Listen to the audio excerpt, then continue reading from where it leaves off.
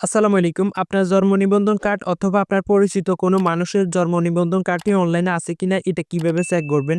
আবার অনেকে জানে তাদের জন্ম নিবন্ধন কার্ডটি অনলাইনে আছে কিন্তু ইংরেজি করা আছে কিনা এটা জানে না।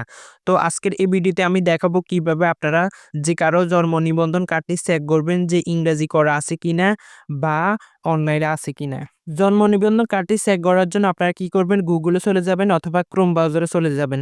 যাওয়ার পরে সার্চ অপশন দেখতে পারবেন। এখানে লিখবেন জন্ম নিবন্ধন অনলাইন যাচাই এটা লিখে সার্চ করবেন। সার্চ করার পর প্রথমে যে ওয়েবসাইটটি দেখতে পাচ্ছেন এখান থেকে জাস্ট আপনারা প্রথমে যে ওয়েবসাইটটি দেখতে পাচ্ছেন এই ওয়েবসাইটের মধ্যে ক্লিক করবেন। এখানে ক্লিক করলে আপনাদের সাথে নতুন একটা পেজ ওপেন হবে। এখানে আপনারা ৩ টা খালি বক্স দেখতে পারবেন। প্রথমটার মধ্যে জন্ম নিবন্ধন কার্ডের যে ১৭ ডিজিটের নাম্বারটি আছে সেই নাম্বারটি এখানে বসাতে হবে। অর্থাৎ রেজিস্ট্রেশন নাম্বার একটা আছে ১৭ ডিজিটের। আপনারা এই নাম্বারটি এখানে বসাবেন। এরপর নিচে একটা খালি বক্স দেখতে পারবেন। এখানে ক্লিক করবেন। করার পর এখানে আপনারা কি করবেন? যেকোনো একটা নাম্বারে ক্লিক করে ওকেতে ক্লিক করবেন। করার পর এখানে যেকোনো একটা জন্মসাল এখানে বসে যাবে। এরপর আপনারা এগুলাকে এডিট করবেন। এডিট করার জন্য আপনারা স্পেসটা এখানে নিয়ে আপনাদের প্রথমে যেখানে দেখতে পাচ্ছেন এখানে প্রথমে তারিখটা হবে।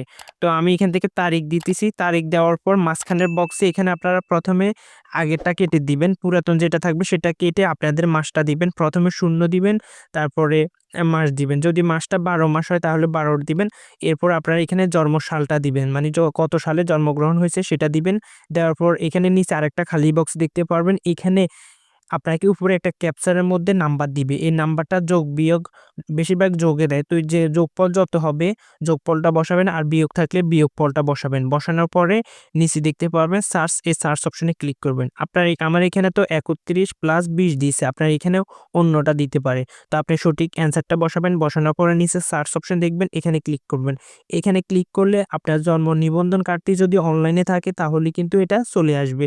আর অনলাইনে না থাকলে কিন্তু এটা কখনোই আসবে না। আমি যে জন্ম নিবন্ধন কার্ডটি চেক করছি সেটা অনলাইনে আছে এবং এটা ইংরেজি করাও আছে। আপনারা এখানে নাম দেখতে পাচ্ছেন, নামের পাশে কিন্তু প্রথমে বাংলা নাম এবং পাশে আপনারা ইংরেজি নামটি দেখতে পাচ্ছেন। যদি অনলাইনে থাকে, অনেক সময় অনলাইনে থাকে ইংরেজি করা থাকে না, সেটা কিন্তু আপনি এখানে দেখতে পারবেন যে নামের পাশে ইংরেজিতে নাম আছে কিনা বা বাবা মায়ের নাম ইংরেজি করা আছে কিনা। যদি ইংরেজি করা থাকে তাহলে তো ভালো, আর না হলে আপনারা আপনাদের ইউনিয়ন পরিষদে গিয়ে আপনারা এটাকে ইংরেজি করে নিবেন অথবা অনলাইনে না থাকলে অনলাইন করে নিবেন।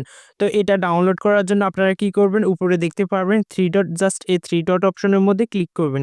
করার পর এখানে একটা অপশন দেখতে পারবেন শেয়ার অপশন। আপনারা জাস্ট এখান থেকে এই শেয়ার অপশনে ক্লিক করবেন। এরপর এখানে প্রিন্ট নামে একটা অপশন দেখতে পারবেন। এই প্রিন্ট অপশনে ক্লিক করে দিবেন। এরপর আপনারা এখানে দেখতে পারবেন save this as PDF. Just আপনারা এই অপশনটার মধ্যে ক্লিক করবেন। এই 3 ডট দেখতে পারবেন, করার পর সেভ অ্যাজ পিডিএফ এখানে ক্লিক করলে কিন্তু আপনাদের মোবাইলের মধ্যে জন্ম নিবন্ধন কার্ডটি সেভ হয়ে যাবে। তো বন্ধুরা, এই ছিল আমাদের আজকের এই ভিডিওটি কেমন লেগেছে অবশ্যই কমেন্ট বক্সে কমেন্ট করে জানাবেন। ধন্যবাদ।